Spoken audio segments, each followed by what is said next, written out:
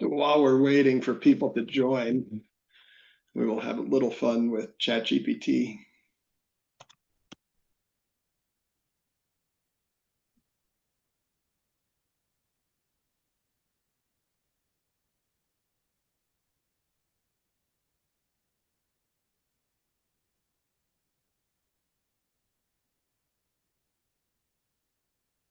I just typed in, this is ChatGPT. I typed in, I'm hosting a webinar for Rotary on how to use AI. Can you provide a joke to start off the event? We'll see how bad or good it does. It will be interesting to see. Oh, this is horrible. Before we get started, I asked AI to help me write this presentation. It responded, sure, but only if you agree to call it a Rotarian intelligence from now on. Obviously not very good. Before I did this presentation at conference, I asked it to write a joke, and it did a much better job about how many Rotarians it takes to get something done. So I wish I had saved that, but I don't. So we'll get started in a couple of minutes.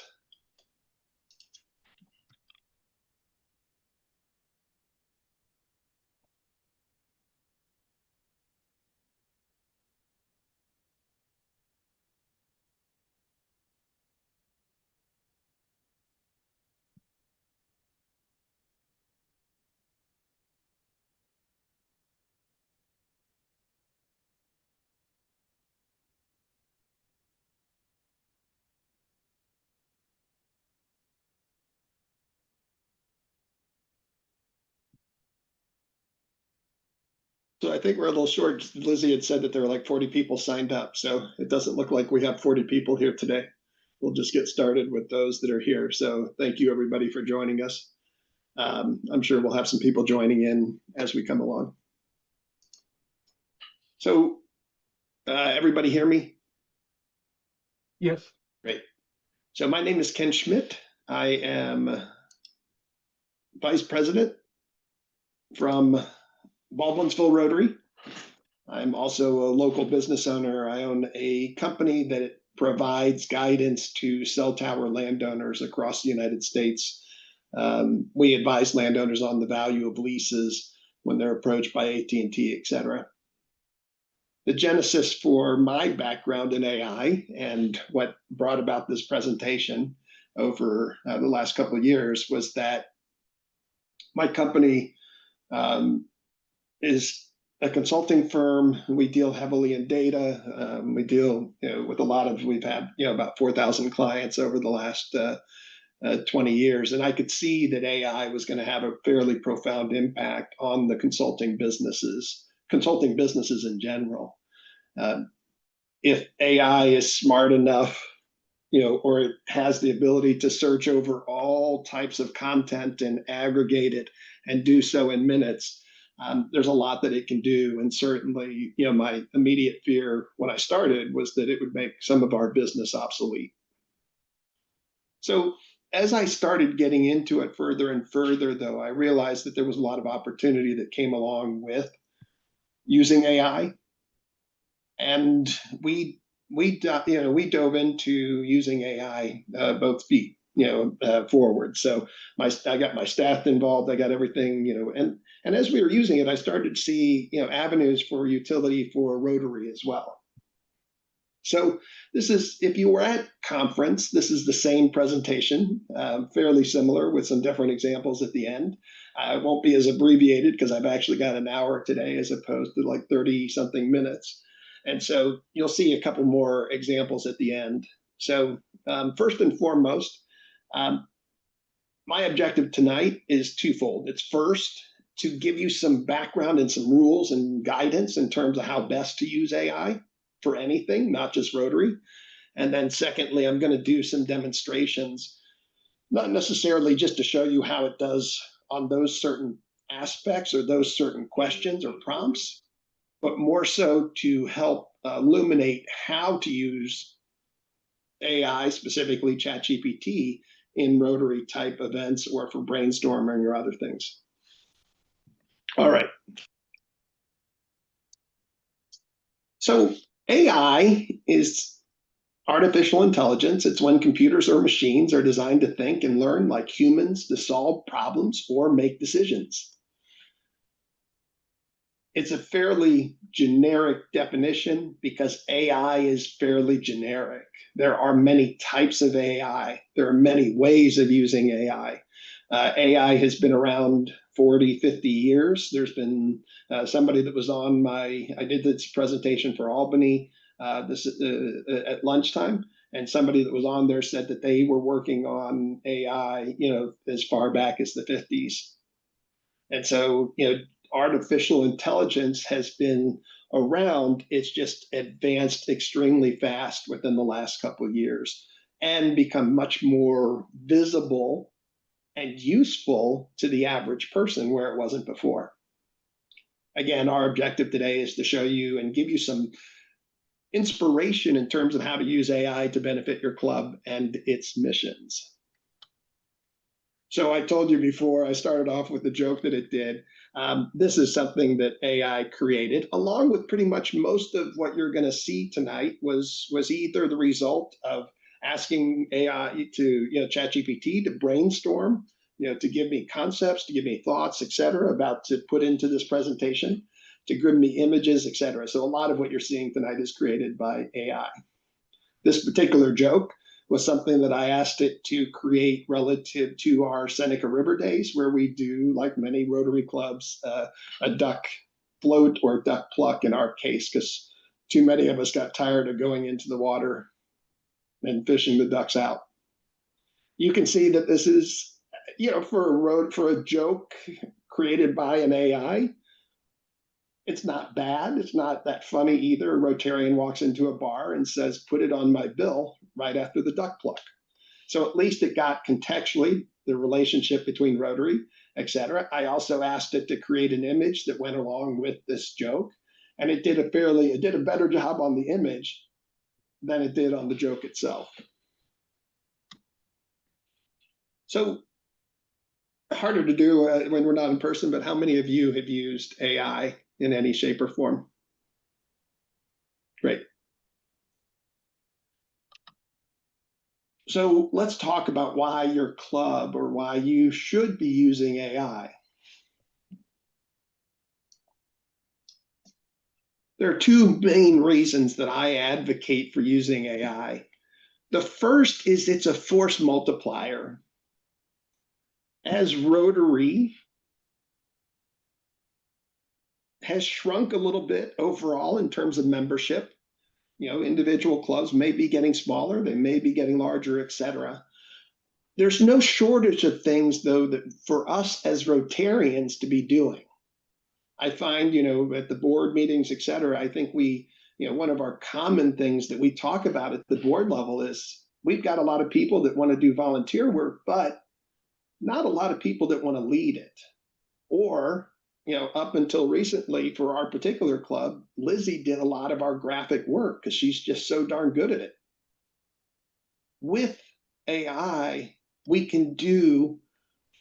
have additional resources now to be able to do things that would have taken time. For me, this has been invaluable. So there are numerous times where I've used AI to do something Rotary related, either in a leadership position or in a committee position, et cetera, to help do something that I probably wouldn't have done if it had taken me the normal level of time if I had to do it manually. So it's a force multiplier. It helps us do more as clubs and as individuals. And secondly, it can help us fill the skill gaps. Your club may not have a graphic artist, or it may not have a social media coordinator. Maybe it does, that's great. Maybe it doesn't have somebody that knows technology. AI can fill those roles and those gaps. It's just knowing what to ask AI to get the answers that you're looking for. And I'll show some examples later. But again, the two main reasons are that it helps us do a lot more, both from a time standpoint with the time that we have, and from a skill standpoint, filling in those skills that we may not necessarily be strong on, or that would take us a substantial amount of time to do. So here's how we use AI, and specifically me. And I'll get granular in terms of the types of AIs that we use. Mostly we're using what are known as large language models. The ChatGPT, Google Gemini are examples of these large language models. This is what most people, that's the interface that they're using to connect to some type of AI. A large language model works by having gone out and aggregated everything it could potentially find on the internet and training on it. It reads and absorbs and it stores it. And until recently, it was costly, and the programming power wasn't there to be able to use it. ChatGPT and others, though, have done an excellent job of being able to I hate to say regurgitate, but put back information to you very quickly from a wealth of information in a way that has never been possible except for large, mainframe type computers. And even that only in the last 5-10 years. We use ChatGPT, which is one of the large language models. There's a free and a paid version. The free version is free, but it has limitations. The paid version is $20 or $200, or they even have a $200,000 version. Realistically, the $20 version is more than enough for almost everybody. We use it for ideation and brainstorming. It's wonderful about brainstorming on any topic you might find of interest. Generating social media posts, even if we're not social media experts. Article and content writing, both for newsletters, for sponsor letters, all types of things we can do with AI. Not that we couldn't do it by person, but it's just much easier to use AI to do it. And the results, candidly, in most cases are better. Summaries of documents, I'll show you an example of something that we've done with something really fun and nerdy that we've done with the Rotary Constitution and bylaws in a little bit. Graphics, images, just like that that graphic that we provided before, the duck joke, that's an example. And then deep research. Again, I'll come back and I'll show you some examples of how each of these would be used, or you can use them within ChatGPT or Gemini. Google Gemini is Google's alternative to ChatGPT. It's equally good as ChatGPT. We do pretty much the same thing within it. The only big difference, though, and I'll give an example later, is Notebook LM, and I'll show you why it's different and what makes it unique or beneficial in some ways. And then I'll give you an example of a podcast that Notebook LM created just for fun. Canva. This presentation was created in Canva. Canva is a media generation tool for generating graphics, presentations, social media posts, those types of things. Lizzie uses it extensively, so most of the things that you see coming out of Lizzie at the district level come out of this. I will be sharing this presentation with everybody. I'll make sure to distribute it, get it to Lizzie, and she can send it out to everybody. And then I'll also send out some sample prompts that I've used as part of our demonstrations today, so you can see those.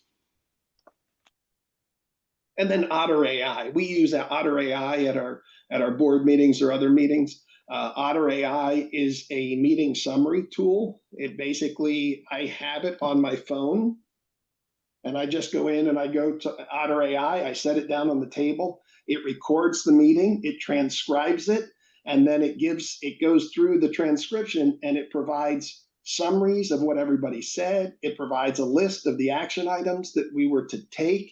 It records votes or other things, and it puts together a very nice summary of it. So if you're finding that it's hard to keep up with meetings, et cetera, I'm sure your secretary would applaud getting access to Otter IA for the meetings. All right. So next, I'm just going to share some rules, some tips and tricks about how to get good information back from AI. specifically in this case ChatGPT, but it works fairly similarly between all of the various AIs and large language models that you might try to use. First and foremost, the best AI is the one that you use. That's a quote from me, simply suggesting that one of the most beneficial tools that I've come across in my last 55 years, as of next month, is ChatGPT. I use it 5-10 times a day. In my personal life, I use it in my professional life, I use it in my volunteer life. For example,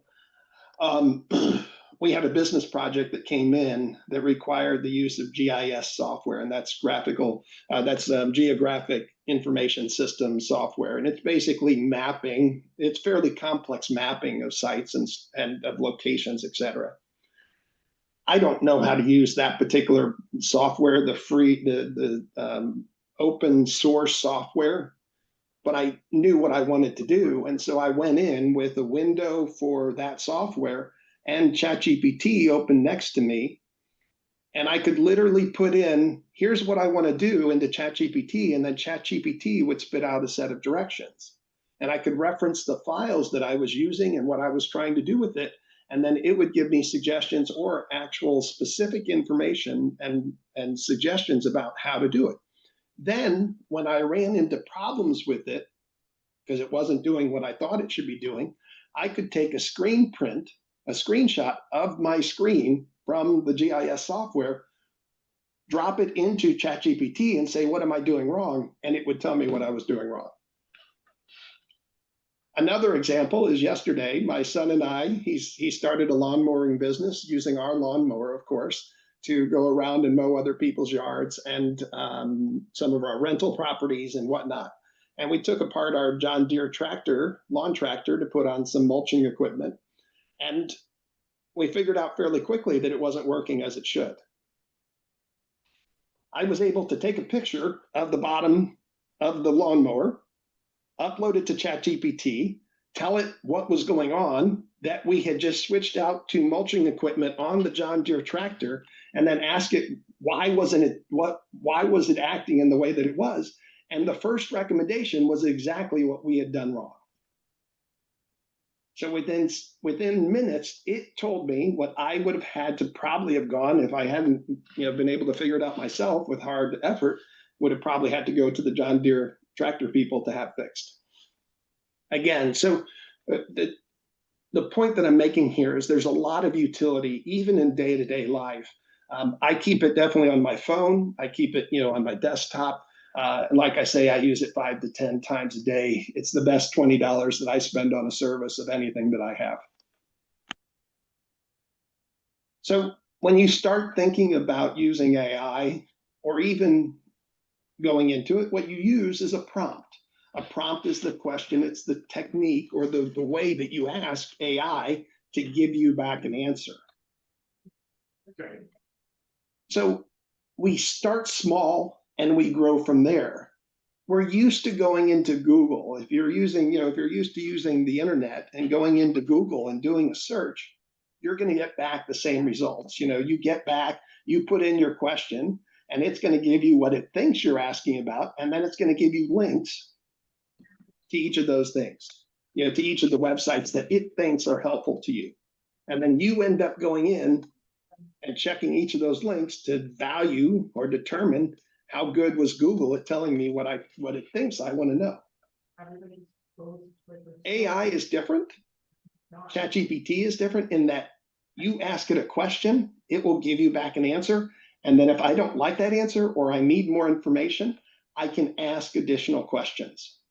And so what I'm saying here is that you can start with a fairly simple question, but unlike Google, it's a relationship or it's a conversation back and forth with the AI to get to where you want it to be.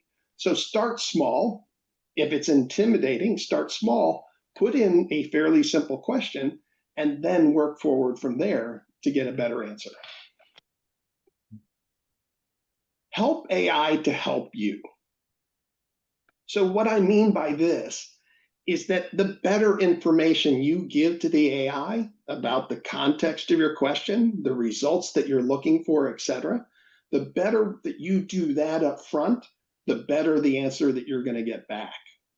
And if it doesn't give you a good answer, providing it with feedback of how to correct it to give you a better answer helps it give you yet a better answer. So the first thing that I think is most important is that it's helpful to tell the AI what role you want it to assume. I am an attorney. I'm the district governor of Rotary District such and such. I am a father.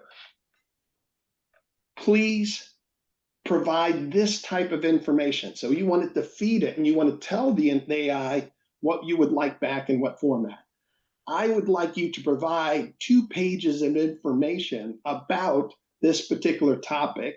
I'd like it bullet pointed, and I'd like it written for a 10th grader. I'd like flashcards. I'd like an outline. I'd like you to give me ideas to start off with that then I can pick from. I'd like to give you give me 10 ideas that I can start working with. So if I tell it what I'm trying, who I'm supposed to be, I'm a cell tower lease consultant. I need information about AT&T and their build plans for 2026. I'd like a 2-page report back on that topic. And I'd like you to provide sources for it. The more specific I am going in, the better the answer is that I'm going to get back.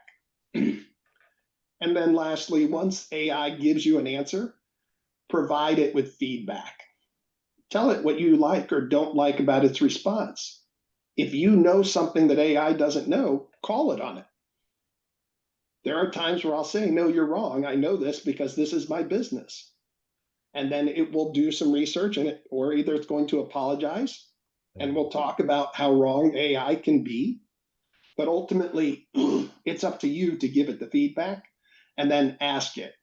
And if you're not getting across or it's not understanding what you're asking it to do, you can even ask it how to write a prompt to get you the information that you're looking for. You're missing what I'm doing here.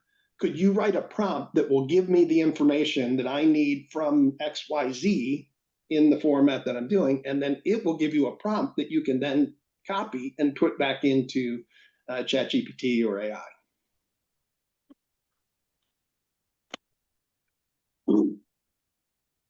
Number 4, verify everything. So you've heard or should hear or should know that AI is wrong. It can be wrong. It can be miserably wrong. It can make up stuff. There are no shortage of situations where people have gone in. There are lawyers that have used ChatGPT to write a case brief and then submitted it only to find that the case references within the brief were completely made up and did not exist. My point being that it's a tool, it's a very good tool, but it also can be a wrong tool. And so before I put out anything, I read it myself. I will ask AI for sources. I did it just earlier today. I was like, where did you get the citation for this particular thing? How did you come to that conclusion? And it gave me a source, and I've read that particular company's business or research reports, and I knew that they weren't any good. So I said, please ignore that as part of your answer and see if you can find other places where that information exists. Hopefully you're seeing that there's a very, as opposed to going and searching for something on the web, which is very one-sided, it's a conversational tool back and forth. I advocate for, as a way of thinking about this, as the 15-70-15 rule. Basically, that you're going to spend 30% of the time necessary to make AI give you a good answer. It's not going to turn around and do everything for you 100% of the work. What you're going to do, though, is spend 15% of the time up front making sure that you're giving it a good prompt, that you're telling it exactly what you want, so that AI can go in, spend the time doing the research, generating the thing for you, And then you're going to read that at the backside, and then 15% on the time on the backside, verifying and improving the response by asking it questions, asking for refinements, etc. And I'll demonstrate some of this shortly. All right. If you are using the free versions of any AI, your information is not yours. Any private information you put into it may be used for training, meaning that it could potentially share it with other people. It could potentially use it for its own benefit. So if you're using a free version, just be aware that your expectations of privacy are limited. On the paid versions, there's higher levels of restriction in terms of using information. You can turn off training, meaning that it will not use your information to train the model going forward. You can turn off the memory by saying, I don't want you to remember anything that I'm asking you here. You can then still go in and delete the prompts that you did to make sure that it can't go back and find them. And then lastly, most importantly, if you're putting personal information in there, obviously never put in credit card or address or other things, or stuff like that. You can anonymize the personal information. So like we work with cell tower leases, if I put a cell tower lease in there, I will redact the address and I'll redact the name of the parties before I add that up to ChatGPT to go about and read it, because I don't want that information, which is our client's information, to do so. Same thing with Rotary information about members or anything like that. There's benefits to using ChatGPT and others to do analysis and review spreadsheets, etc. You just want to make sure that there's no private information included. So again, another reason for spending the $20, having at least one account that you can use that has increased privacy and security settings. And both ChatGPT, Gemini, all have those options. The dictum is, if the product is free, then you're the product. Meaning that if you're giving it information, but it's taking it for free, then it's doing it because it's getting something back out of it. And so you're the product that it's selling. All right. Before I move on to examples, are there any questions? All right. Great. Before I go forward, my email address is here, broadcast9@gmail.com. I'm Ken Schmidt. If you ever have any questions about AI, et cetera, or anything that we talked about in this presentation, feel free to email me. I'll be happy to answer. It may take me a little while, but I will get back to you.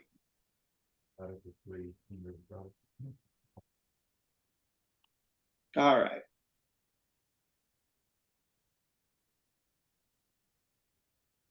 So let's start with a little fun one.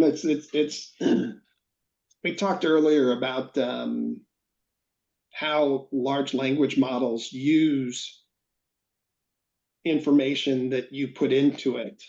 One of the things is that I run into is that when I do a prompt within ChatGPT, it's going out and it's using all of the information that it has available to answer that prompt, whether it's right or wrong.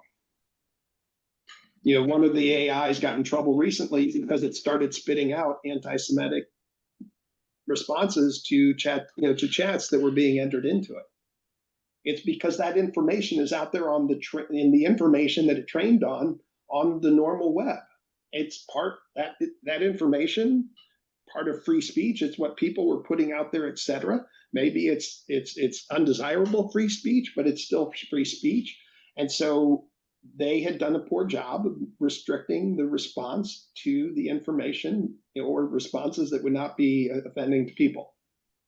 What's good about Notebook LM, and this is a Google product, as part of Gemini or as a separate research tool too, you can add sources. So what I've done here, I was responsible for rewriting our club bylaws.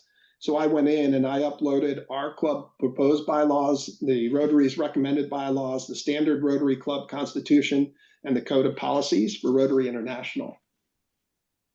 This information is loaded in here.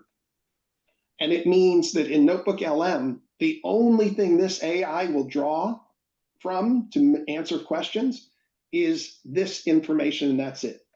It doesn't go out to the web, so you can put in your content and expect it to stay within that content and not look elsewhere for it. I used this yesterday because we were at our board meeting, and one of the board members had said, they believe that we as a Rotary Club are unable to do fundraising events if the primary purpose of that fundraising event is to raise money for the club. So I went in, having already set this up, and I could go in and immediately ask, is it permissible for a Rotary Club to run a fundraiser if the proceeds go back to the club for club operations? And so it's only looking in these in the bylaws and the Constitution, et cetera, to answer this question. It's not looking anywhere else. And so, yes, it is permissible to run a fundraiser with the proceeds going back to the club for its operations. I can't tell you that this is correct. I didn't go in and research this, so I'm not holding this out as the authority. I'm just saying you could see the example here. You may not have a parliamentarian.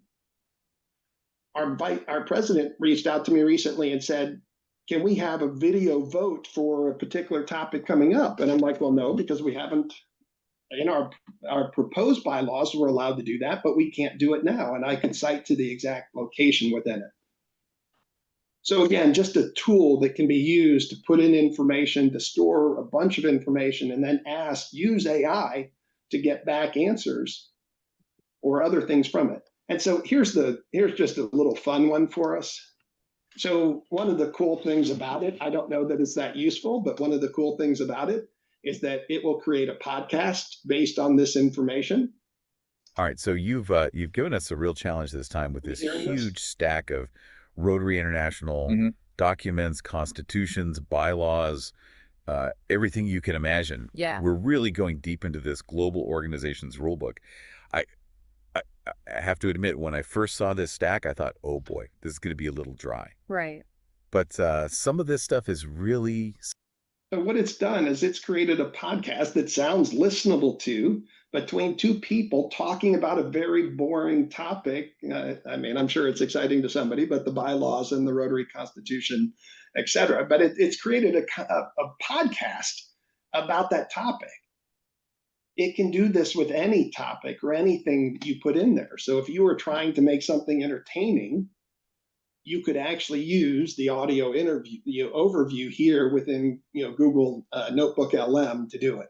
So this is just one tool. I like sharing this one specifically because the podcast is just interesting to see what AI can do, but also because it addresses one of the fundamental issues is that sometimes the AI models are pulling information from places that it shouldn't or that ultimately are wrong. If I know what information goes in here, I'm pretty limited and I know what's going to happen. All right. We're going to switch to ChatGPT. And Can I ask you a question, Ken? please. When you said you provided the source material, did you upload documents? Yes. And that's how you provided it? Yes. So I can go in here and see where it says add source. Up here, I can add a document to it. I can add a transcript. I can add photos. I can add a video. I can add those things in here as sources, and that's what it will rely upon. Excuse me, Ken, is it possible to do budgeting spreadsheets, things like that? Yes. So if I'm setting up a budget, I could put in 12 months worth of monthly spreadsheets, and I would have to learn how to ask it the right question Yeah, you would trial go and in and error. I'd like to create a Rotary budget. Here are 12 months worth of spreadsheets of our operating expenses and our cost, et cetera. Could you take all of these and aggregate them into, an annual budget going forward? Again, just having experience with things like this, it's going to do about a 90% job. It's going to help you and it's going to lay it out, but you've still got to go through and look at all those numbers and make sure that they're correct. All right. So I want to spend a minute just going through, because we have a decent amount of time. I just want to go through and I just want to show you parts of ChatGPT. Each of the AIs is slightly different, but they work fundamentally the same. So this is your standard ChatGPT window. This is the desktop version. I have it on my computer. This is like software on my computer as opposed. I could do this on a web browser as well. The fundamental parts, this is your window right here. Down here, this is where you put in your prompts. The prompt, again, is a request to ChatGPT to do something. Each time I put this in, it's a chat. So I'm going to start with a new chat. And so it's erased the stuff that it's done. I have all my old chats here that I've done previously, like humane squirrel capture. I'm having problems with squirrels, of course. And I can go in and I can search my old chats. I can open up one of these chats and see the one that I did previously. You can also create projects where you can store multiple chats together. So like I have one for our Seneca River Day, which I'll use in a second to demonstrate some things that ChatGPT does quite well. I have other things in here for business or otherwise, broader things for Rotary goals, et cetera. Some preparation for this. So these are your projects. A project is an individual place to store multiple chats. And then you have individual chats that you've done, and each one of those is a prompt or a series of prompts back and forth. So in this, there are two other main components. There's the model selection. Generally, I would choose O4 Mini. O4 Mini is a reasoning model, which means that it's actually thinking about how to answer your question. GPT-4o is the basic one. I use this if I just want a quick answer and I know that the information is readily out there on the web.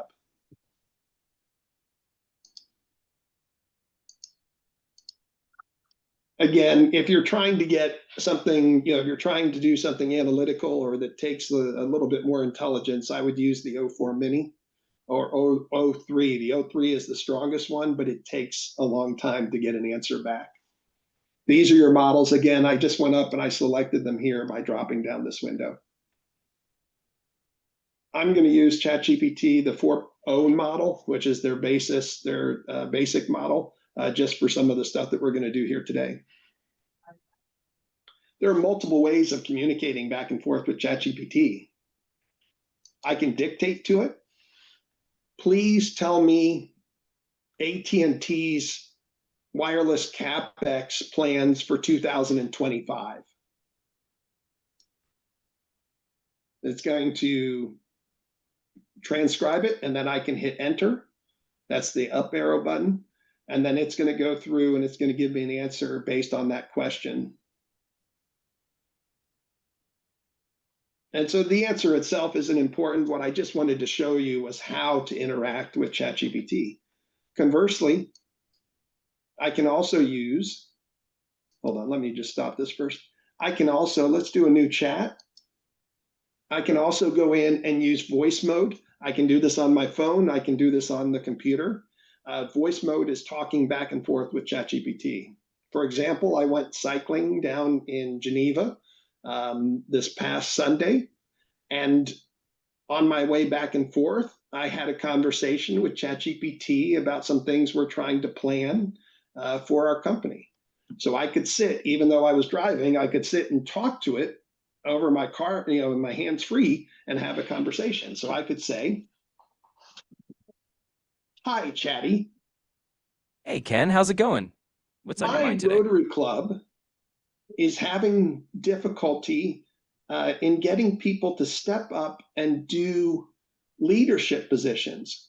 They're great with volunteering, but sometimes they don't want to actually take on more leadership positions. And as a result, we find that we're missing out on projects that we've done in the past because we just don't have anybody to lead them. What suggestions do you have?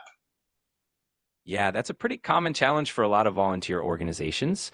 Sometimes people might be a little bit intimidated by the idea of taking on a leadership role. So sometimes it's helpful to break those roles down into smaller, more manageable tasks, or maybe have some mentorship from people who have done it before. Sometimes that helps a lot. Can you give me some specific recommendations on how to encourage people to learn more about the leadership positions?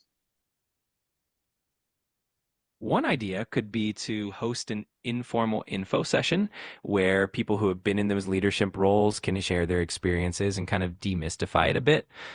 You could also do something like a co-leadership model where two people share the responsibilities, so it's not all on one person. And maybe just recognizing and celebrating the leaders you do have may inspire others to step up. So I did this as a voice chat, but it actually wrote it out, and I have that right here that it fed back to me. So I could continue the conversation, please, and then just type in a normal request. Please give me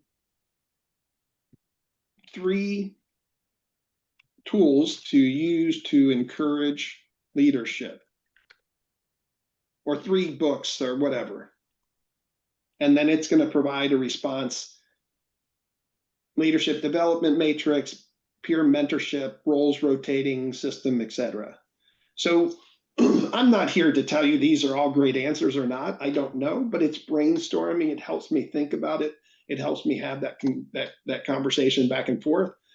And the good thing is that I can do it in a way that I am most comfortable with at that time, having that conversation or that prompting with ChatGPT.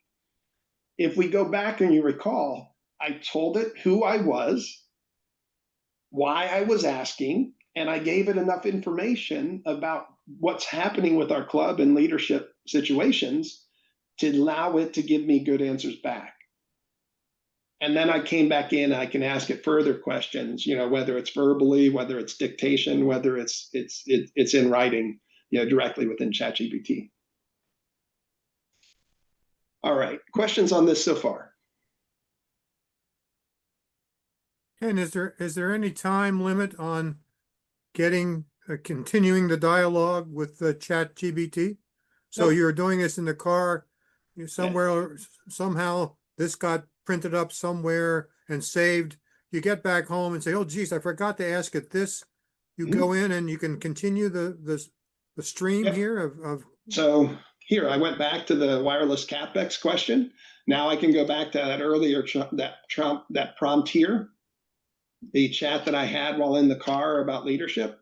I can even go in and I can rename this Rotary Leadership,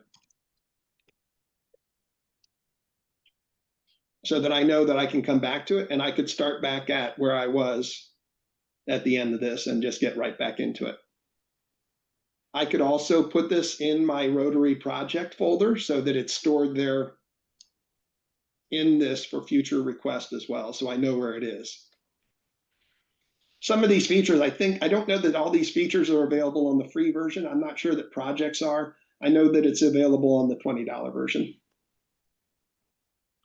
So one of the cool things that I love particularly about ChatGPT, or that Google Gemini does as well, is that I can upload photos and it can read them and review them.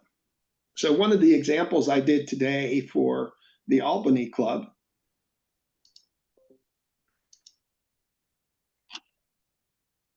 so I went to their Facebook page and I downloaded a Facebook post that they had about a fashion show that they did with Big Brothers Big Sisters, etc. And then I said, please see this image, please research the event and create a press release about it and Rotary's involvement.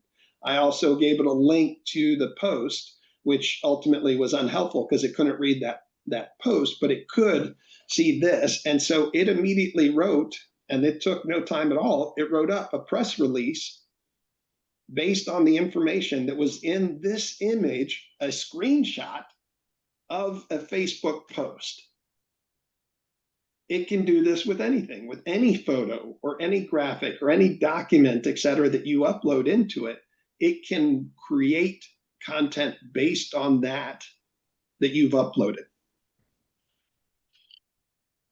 So it did a fairly good job. It's probably something that I would have to go back in and edit, if I knew more about this event, or the club could do it. But you can see that this was done in seconds. I mean, you can't see it here, but it took seconds for it to generate this once I uploaded that image.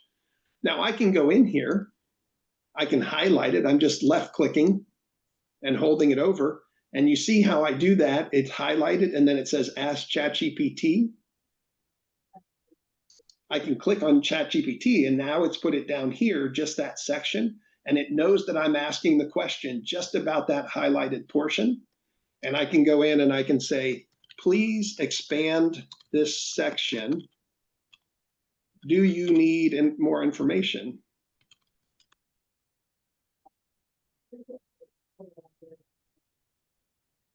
And so it comes back in and asks me questions to help me flush this out. I don't know these answers, but if I was part of this Rotary Club, I could go back in and say, we raised $2,207. What funds specifically supported this? We had a donor that came in and gave money. This is going to be used exclusively for the Big Brothers Big Sisters. The Rotary itself gave volunteer hours, and then I could provide a quote or other thing, and it would round out and include that within that press release. Again, we talked about earlier about using iteration, going in, asking it something, and then telling it what you need it to do that it's not automatically doing, helping it to get to exactly where you want. When I'm done with this information, so I can go up here. One of the next things I did, I can go in here, and once I have this here, I can go in and I can copy it, and then I can download it. And I can put it in my own Word document, and then I could send it to a newspaper. Or I can edit it in what's called the canvas, and that allows me, it's like a Word document. I can go in here and just start typing within the response, and then I can save it, and then it would save to the chat, and then it's there. All right. So what I did next, because there's so many things you can do with this once I have that content, I asked it to create a graphic for social media using just the information that it wrote up in its own press release. And this is what it created. It took virtually no time, and it takes longer to do a graphic. I probably took a minute to do this as opposed to the 5 seconds that it took to write the content. But you could see that I could take this. I was talking before about social media. I could take this directly, put it onto my Facebook, along with that, with the information, the press release, and I'm done. I don't even have to do further stuff. I also asked it then to provide 5 social media posts for Facebook promoting the event. I could have said LinkedIn. I could have said for our club runner. I could have done anything, and it would have come back and it provided me 5 posts that are copied that I could have just copied, including adding photos of the event, etc., into Facebook and be done with it. And I would have done this all. I did all of this, everything that you see here, within 3 minutes of my earlier conversation with Albany Rotary. So all of this, my point being, is not that obviously you'll find your own uses for it, but again, asking ChatGPT to do things, you'll be surprised more often than not at what it's capable of doing, even if you didn't think that it could do it.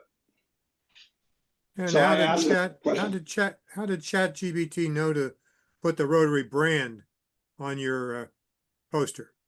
So again, it's trained. So it's gone out, it's looked at, there's millions of websites out there that have Rotary stuff. So like, I asked it at one point, before I did the district thing or the district conference, I asked it to go out and then, give me a list of all the Rotary clubs, where they're at. And it put together a spreadsheet with all that information by going from one Rotary website to another. I asked it, I was also working or doing some volunteer work for the service committee at the district level. And I asked it to go out and do a research project for me of finding all of the Rotary's service projects that had been done by any of the clubs in the district over the last 5 years. And it did a very good job. It provided a spreadsheet back with that type of information. The whole point is that we should not presume to know what ChatGPT can or can't do, because again, you're going to find more often that it does a good job, or at least a much better job, or it gets you closer to where you want to be, by asking those questions. All right, questions on that so far? All right.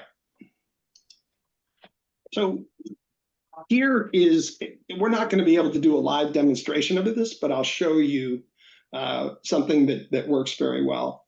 So I could type in here. So I'm on the Seneca River Day Committee. I was previously chair. Thank goodness I'm no longer doing that.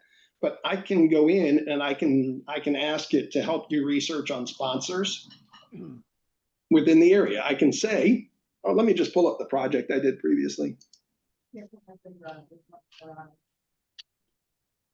So here's a live example.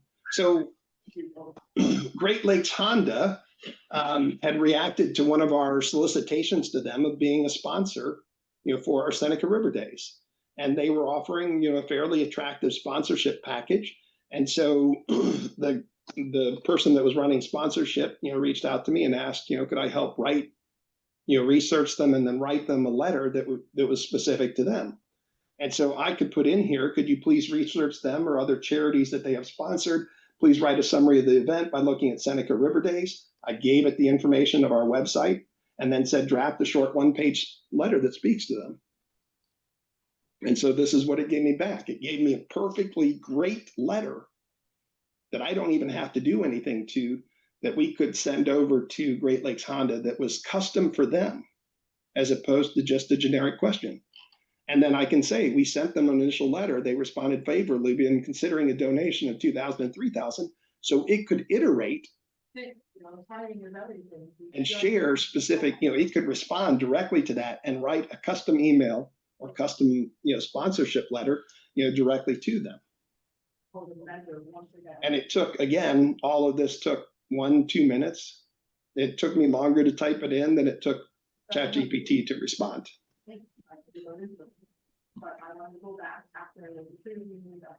Let's see where where's my poster? I love this one. So please create a social media ad announcing Seneca River Days for Facebook. And so it looked at our website. I gave it the website, and then it looked at it, and then it gave me the social media post here. And then I said, please create an image for the post that has a vintage feel and emphasizes food trucks and fireworks and bands. And this is what it created without any prompting or further prompting. That's its first iteration of what I asked for, and it was perfect. We didn't have to do anything to it. So as I was talking about before, maybe you don't have a social media person or a graphics person readily available. ChatGPT can do that directly. All right, one more example, and then we will do some questions, and then we'll break for the evening. So one of the most powerful tools here, right here, is deep research. I think you can only do one or two of these, a month on the free version. On the paid version, you have a limitation, and that's because it does a very deep dive into the information that you're searching. And so, for example, one of the ones that I did was, please research Syracuse area events and find the sponsors, find any sponsors that sponsored these events. Please create a spreadsheet with the name of the event, the sponsor, the amount sponsored, and a column describing what they got back in return for sponsoring the event.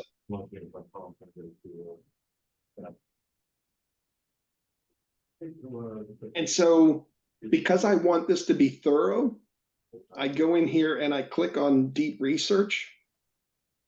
And that means that instead of just giving me an answer, it's going to think about it. It's going to research it heavily. And then it's going to, before it even starts, it's going to ask me questions. So it immediately asks me questions. So it helps focus the response that it gives me. So I'm going to say, what time should I focus on? The last 3 years, specific types of events, nonprofit, no, any event with non-profit sponsors, or any event with sponsorship. You want only events in Syracuse proper or including surrounding areas like Baldwinsville and Greater Onondaga. So I'll put the metropolitan area, including outlying cities and towns. And then, is there a minimum sponsorship? 250 or more. And so then it starts researching. What's kind of cool is it will start to tell you how it's researching it. And you'll see up here in a second, once it starts getting into it, what sources it's looking at, how it's thinking about. It's going to spit back and tell me what it thinks I'm asking. And I can actually stop it at any point and then give more iteration. This typically takes, when I do deep research, we're not going to see a result tonight because it will take, in some cases, 30, 60 minutes to do it because it's thoroughly researching it. And even after it gets back with stuff, then I'll go in and I'll ask it for further, I'll give it further suggestions in terms of how I want the information. So here it is, searching for Syracuse area sponsor, looking for festival 2023, looking for sources, etc. It's going to build up an entire list of sources where it found this information.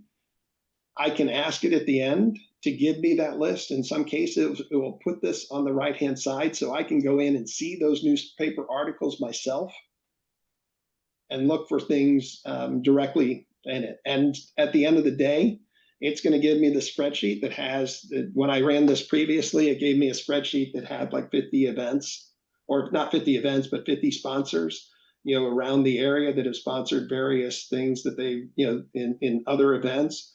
And then I can even ask it to see if there are sponsors that might be even more appropriate for our type of event, a duck race or whatever else it may be. All right.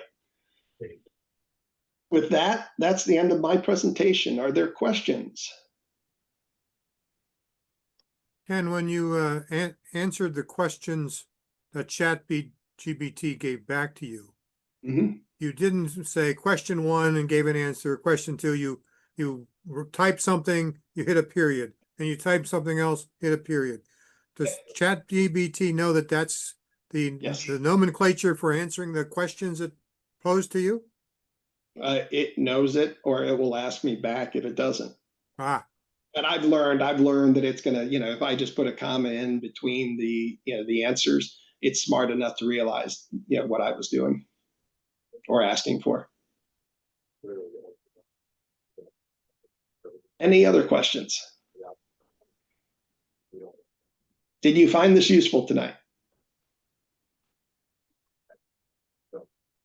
Great. I got just wanted to share with the group. This past Friday, we had a Rotary Club meeting for the Rotary Club of Syracuse, and we had a club member who has written a book about the Angels of Bastogne, or remembrance of World War II. There were two nurses that worked in the field hospital in Bastogne during the Battle of the Bulge, taking care of enemy or U.S. soldiers who had been injured in the battle. These nurses, one of them was actually killed in the bombing of Bastogne, and they are buried in the neighborhood. And he went back with another person to honor these people with a ceremony for the nurses. So I was doing invocation. I got on my new Windows 365 word processing, and it said, give me a 500-word invocation about the Battle of the Bastogne, Battle of Bastogne, Battle of the Bulge, nurses, and it came out with this wonderful invocation. I had to change maybe one or two things, but it was unbelievable. It was in the word program. I didn't have to get into ChatGPT or Gemini or any of those. It was just unbelievable. Yeah, I did my friends. One of them was turning 50, and her and her husband were both tower climbers. So I asked ChatGPT to write a sonnet or a ballad about being a tower climber and retiring, and it did a phenomenal job. Both they said that he said he was crying reading it. So, Ken, can you hear me? This is Brian O'Connell.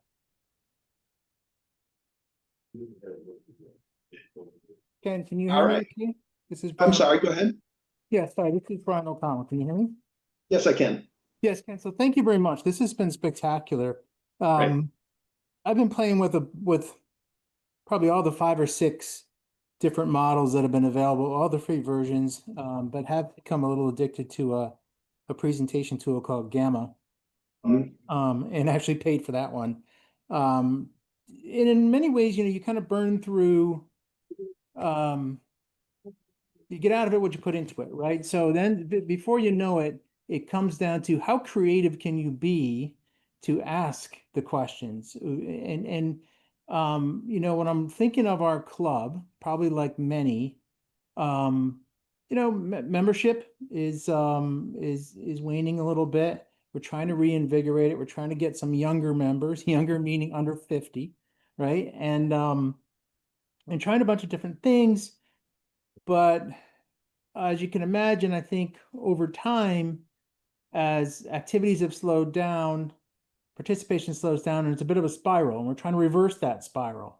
So the initiatives we're trying to take, I think if and when they work, will build a lot of momentum. But I'm trying to use these tools not to create the best looking piece of content or the most robust, news release, but more foundational in asking it, hey, give us a plan. Give us a plan. Here's a perfect example. At our meeting today, I asked who's in charge of the new the PR marketing, media committee, and I was told that I was. So that which is good, which is fine because I'm interested. But the simple questions I have in my mind is, okay, we got to refresh the website, and then I want to use the website, Facebook, Instagram, and LinkedIn, and I want to post something at least once a week. Is that too much? Is that too little? Do we do the website once a month, Facebook 3 times a week, Instagram once a week, LinkedIn every other week? Is it the same content? Is it different? I think we can get enough content around, hey, it's a picture and a bio of a speaker we had this week. Or if there's no meeting or there's no speaker, we'll do an interview with a member. Hey, what do you like about Rotary? So I think we can start to generate that, but the foundational questions about how to build momentum in the club, how to get more people involved, how to grow membership. I haven't come up with ideas yet to ask these tools that are giving me real tangible items. So I guess it's not about how to use the tool. It's more of you and anyone else on the call. I've come up with some magic dust, to solve some of these problems. Well, and that's one of the things you'll see that I did the Rotary membership growth ideas topic here. And I just asked, could you please provide the 10 best prompts that Rotary clubs could use to analyze, review, brainstorm, or otherwise help them drive membership? And so these prompts are ones that you and your club can iterate on and then put into ChatGPT directly, along with information about your club to help, figure it out. Again, this is just one example of a prompt that you could use. You were talking about coming up with social media posts. I'll show you an interesting chat here. I don't know how it's going to work, but please review baldwinsvilleRotary.org and provide a list of 10 Facebook posts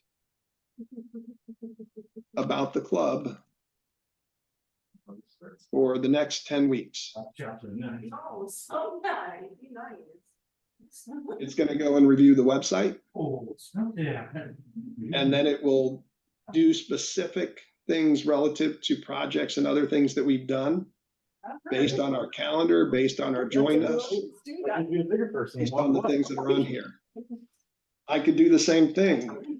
Please provide 5 LinkedIn posts of 500 words, 250 to 500 words about the club events that would be appealing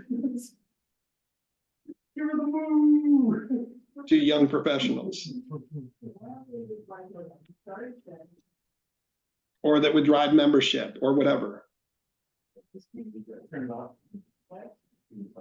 And it references specific events that we're having just by looking at the website.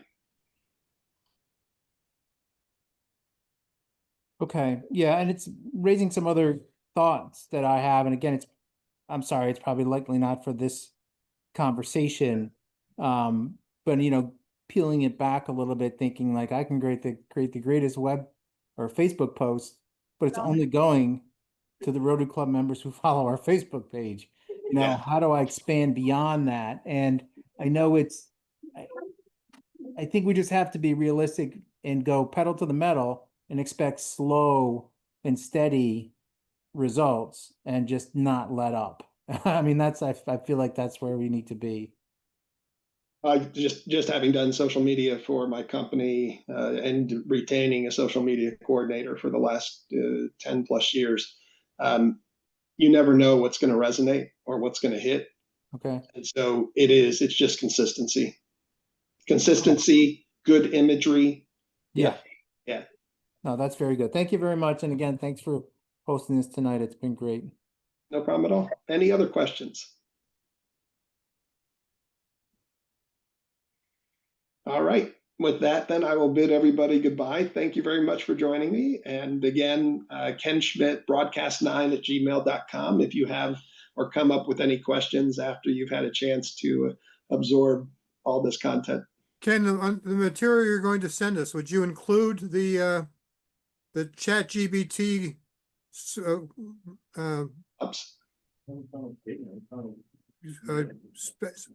assignment that you just gave it to see what the results would be? Yes. Thank you. Yep, not a problem at all. I'll put that out. It won't go out immediately, but you'll get it within a couple days. Great. All right. Great introduction. Thank you. Thank you very All much. right.